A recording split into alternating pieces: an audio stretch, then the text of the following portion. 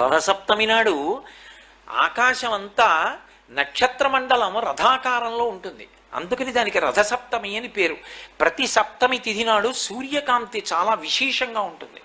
అటువంటి సప్తమి తిథి నాడు రథసప్తమి వచ్చినప్పుడు ఆ జిల్లేడాకులు రేగుపళ్ళు తల మీద పెట్టుకుని నమస్కారం చేసి సూర్యుడికి స్నానం చేస్తారు. ఎందుకు అంటే సూర్యబింబంలో ఉండేటటువంటి ప్రాణశక్తిని పుచ్చుకుని జిల్లేడాకు ఇక్కడ ఉండేటటువంటి గోరువెచ్చటి ఆ బ్రహ్మస్థానము నుండి ఆ లోపలికి ప్రసారం చేస్తుంది. దానివల్ల ఎదర వచ్చేటటువంటి విశేషమైనటువంటి వేడిని తట్టుకోవడానికి కావలసిన శక్తి వస్తుంది.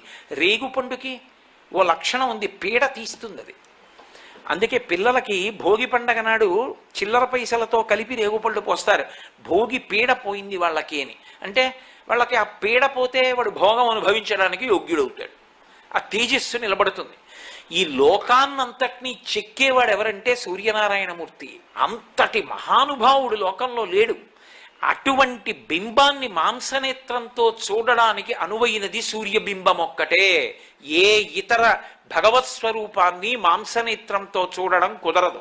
రథసప్తమి నాడు ఆకాశమంతా నక్షత్రమండలం రథాకారంలో ఉంటుంది. అందుకని దానికి రథసప్తమి అని పేరు.